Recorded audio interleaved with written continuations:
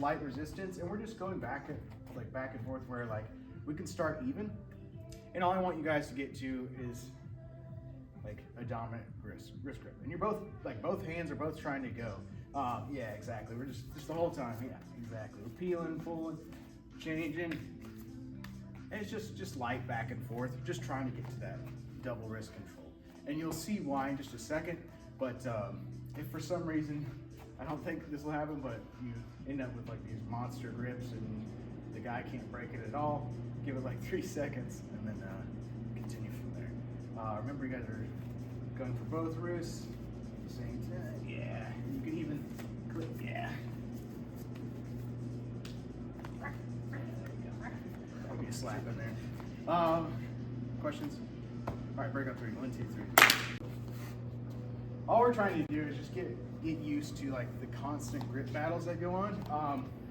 And what happens a lot is like, if you guys noticed, even if like it's either double or like we enter this like neutral ground here, we can feel stuck. But getting used to like constantly, even if, yeah, you see how you can move laterally. I can look to hold this wrist. I can look to like use rotation towards like his the weak spot on his thumbs. These help.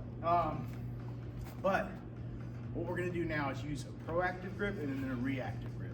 I just want us to get used to grip fighting. So our path to the back is gonna be a drag. It's the easiest way to get to the back because I'm getting him to come over his hips with his shoulders and getting back exposure. Easiest way to do this. And the cool thing is we can use it from standing, we can use it from seated. There's a lot of different options.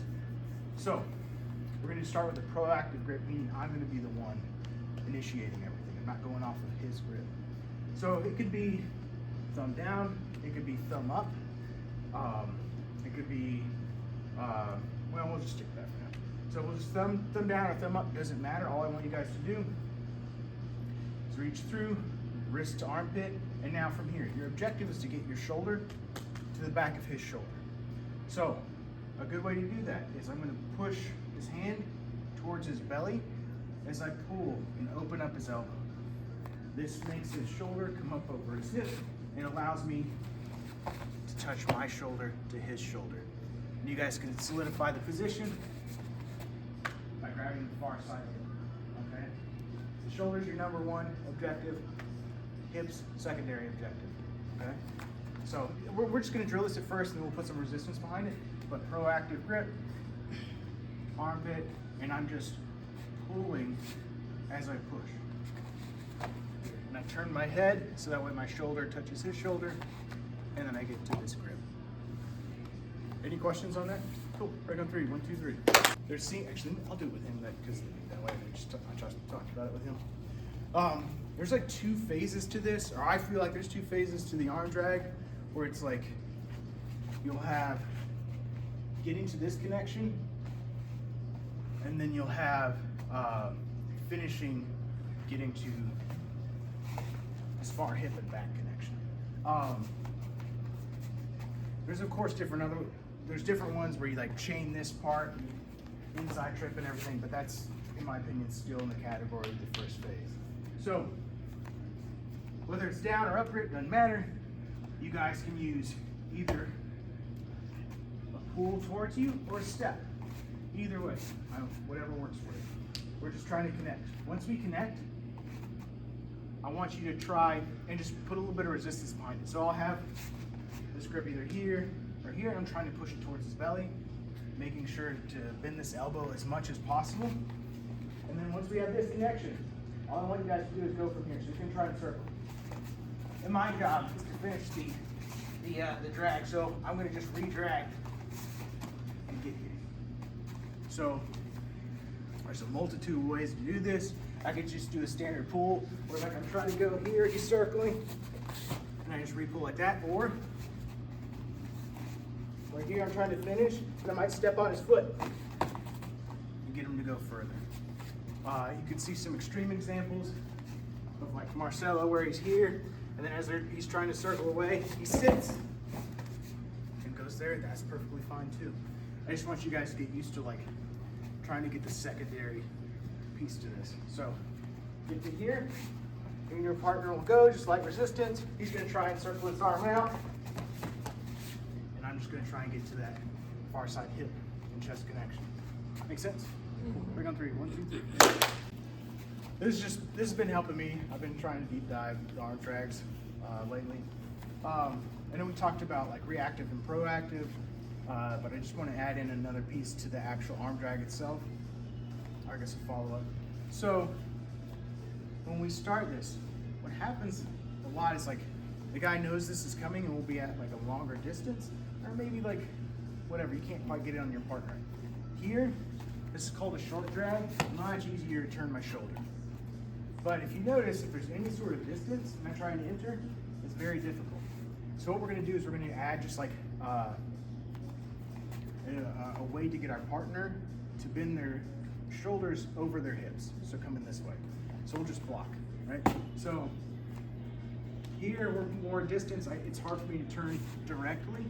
So all I'm gonna do is as I pull, I'm just gonna put my foot right in front of his shin, and we're just gonna try and pull him over that, right? So as we do that, that'll let us start to turn in and control this chest to back as well as far side here. Okay? So you can even be further out, right? We're right here. Here, I can't get the connection. Maybe he has an arm in the way or whatever. Maybe we're too far out. But as I'm here, I'm just gonna block. Any questions on that? It's gonna be further out from distance here. The only thing I can say is we still, when we go to finish these, don't let your head drift to the far side. Still try and keep it center or the same side, so that way you can actually drag them across. Okay? All right guys, break on 3, 1, 2, 3. Everyone's doing a really good job with that. I'm gonna talk about 2 different things. We're gonna add in the reactive grip, which I think, in my opinion, seems a little bit stronger as far as getting posture to break. Also, pay attention to your arm drags when setting it up versus their posture. So if Trey's way more upright, there's honestly no solid reason like I can get to there, right? It'd be more of like going to a single. That would be more, I want to go to the legs more than I would the upper body. Now, this is more of actually what's probably going to happen, right? Someone's going to be kind of in the middle between this and this. So this is where we have to start getting people to react and get their shoulders over their hips. So it could be, like I showed before, something simple like I fake to the leg. Now, look, his shoulders start to come over his hips. Now it's easier for me to drag. This could be set through like a snap, right? I start snapping, yeah. And then I can go legs, oh, you stop, boom. Now, the whole thing with the reactive grips, why it's easier to break posture, is if you like he's stuck to me, and it's easier to cause a bend in the elbow, as well as get his shoulders over his hips. I'm sure there's some biomechanics there that I just don't understand, but because they're overcommitted to the grip. I think so. I think that's what it is, right? So this is off of the reactive grip, meaning he's the one engaging the grip.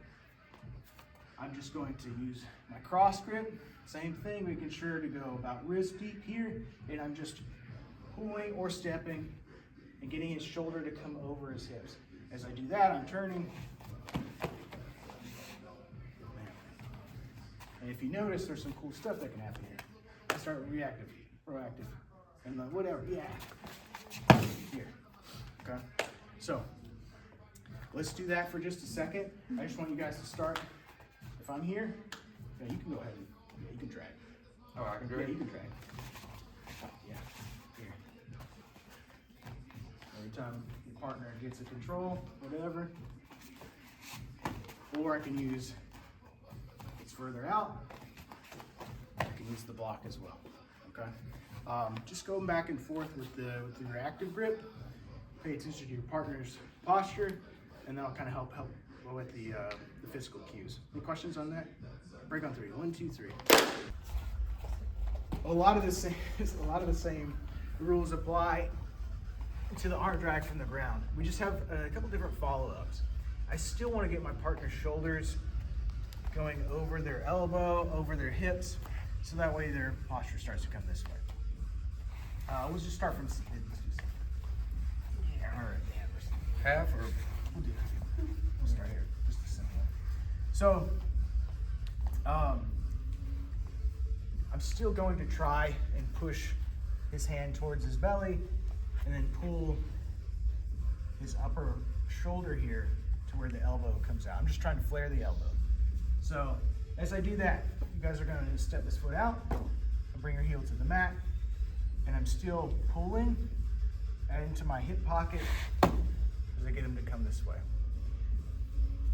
So what happens is I'm trying to cover the far side hip as I get my chest and my shoulder towards his back.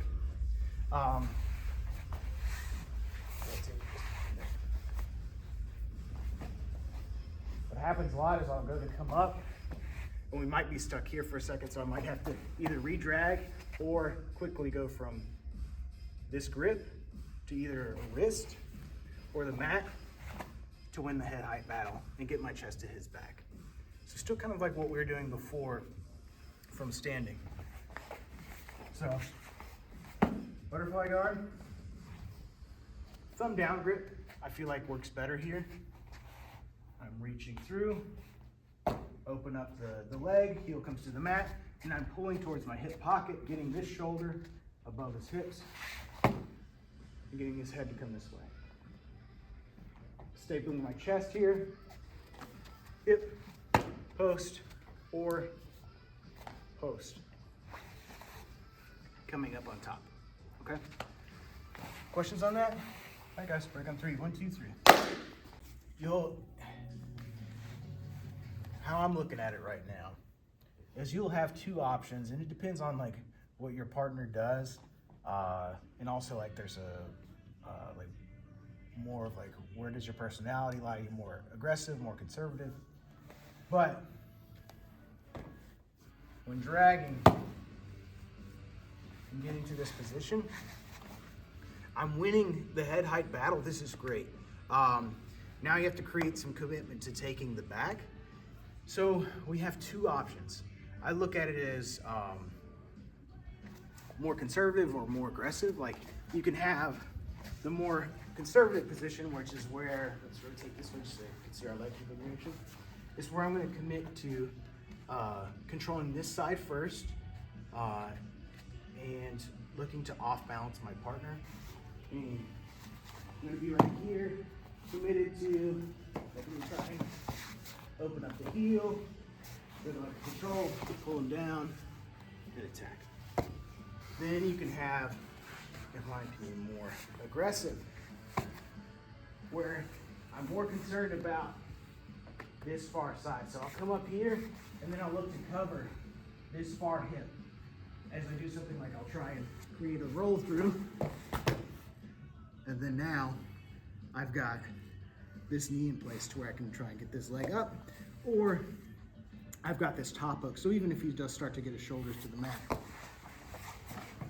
I can look to continue my attack. So